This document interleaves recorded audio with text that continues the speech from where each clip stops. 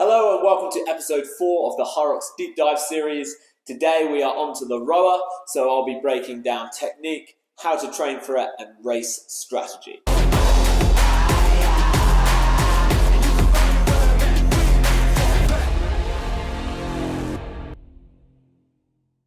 Rower in Hyrox causes a bit of controversy. You know, it's the only real station other than running that has a whole professional sport on it.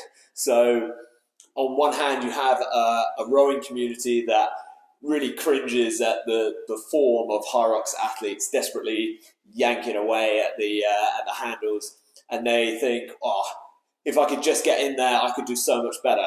And then you have the Hyrox community that laugh at the rowers that are trying to prove themselves desperately on the rower when it's just one station and their legs have already given up on them 10 minutes ago.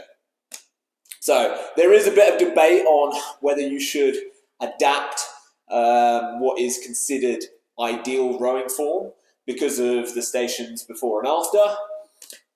In my personal opinion, I think you should work towards ideal technique. So you shouldn't change it, and it's mostly for a couple of reasons.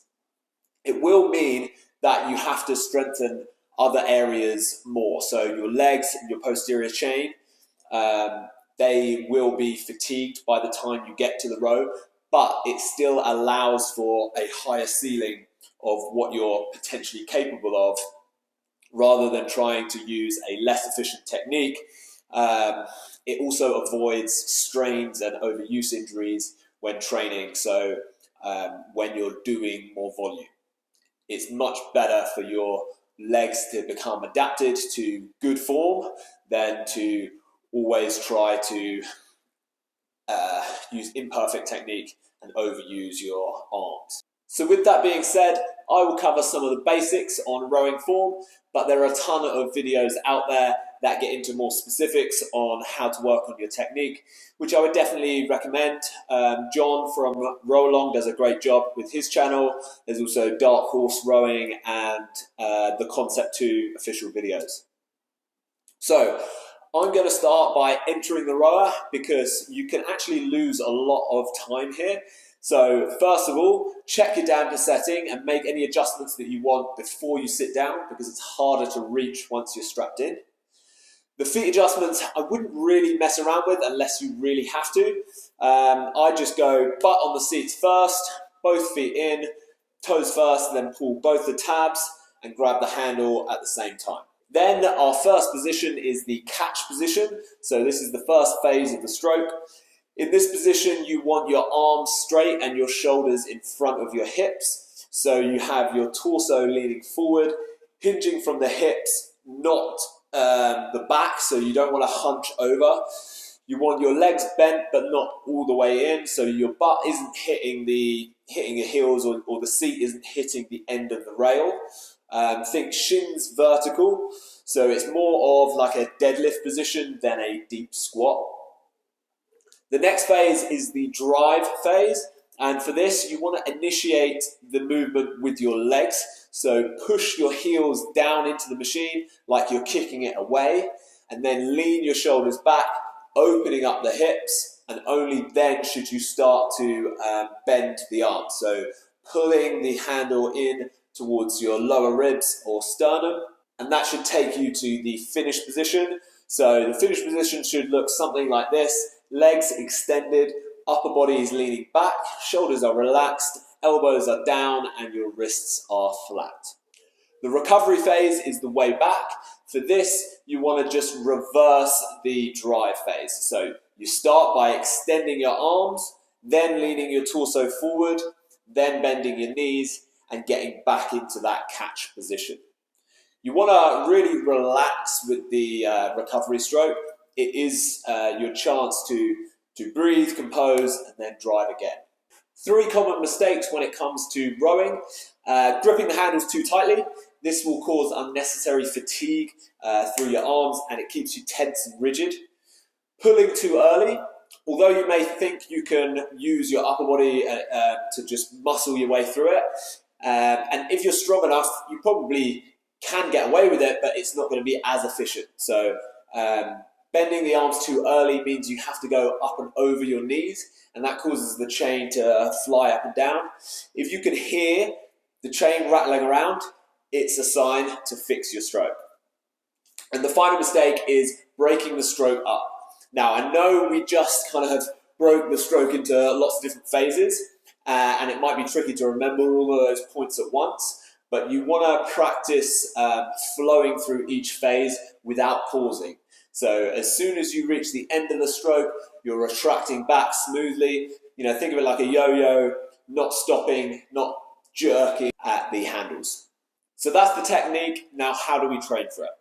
Well, as you may be aware by now, there's a little more to the rower than just an implement of utter fatigue. So dedicate some sessions to practicing it rather than using it as a tool for fitness. Slow your stroke rate down, set the damper low, and go through the motions, just pulling gently, either checking your form in the mirror or filming it and playing it back. Rest when you need to, but you'll probably find at a slower rate you can go for much longer, and then as you gradually increase the pace, you'll be getting a good zone 2 workout in that isn't as impactful as running. As well as increasing your cardio, strength exercises like deadlifts, cleans, and weighted rows can increase the ease at which you generate power on the rower. And then working on your hamstring flexibility and hip mobility also allows for a better catch position. So that's the technique and how we train for it. Now let's talk race strategy. The rower is about halfway through the Hyrox race. By this time, the initial adrenaline and excitement is kind of worn off and the grind is about to begin. You should have kind of settled into a consistent running pace by now. And when you get to the rower, you want to be relaxed but efficient. You can't really win the rower, but you can lose it. By that I mean, you shouldn't really feel like you're working really hard, because the seconds that you save from pushing that extra bit on the rower, you probably lose it in the energy it takes, and you'll probably be slower in your next run. So stay at a pace that is comfortable for you. You want to figure that pace out in training, and then when it comes to racing, using that pace as a bit of a measuring stick. If, say, normally you row at a 2-minute pace when you've practiced in the gym, and then when it comes to racing, suddenly it's really hard to hold that pace, chances are your first half you've come out too hot and you need to ease off. If your 2-minute pace is feeling comfortable, you're probably in the right place and you can start to push towards the back half of the race. I personally love the rower. My build is suited to it, yes, but if you can get comfortable and efficient on it, it works as a good sort of reprieve halfway through the race where you can take it all in, recompose, and mentally prepare yourself for the second half of the race. So that's all I've got for you. Remember, there is a ton of great technical rowing videos and lessons out there, and it's well worth getting a solid rowing form because it's a great bit of kit and you can get some real good fitness benefits from it. As always, if you have any questions, drop a comment. If you are interested in coaching, check out my website. And if you want to reach me directly, follow me on Instagram at WoodseyWorkout, where you can find plenty more tips and tricks on all things health and fitness. Until next time, peace.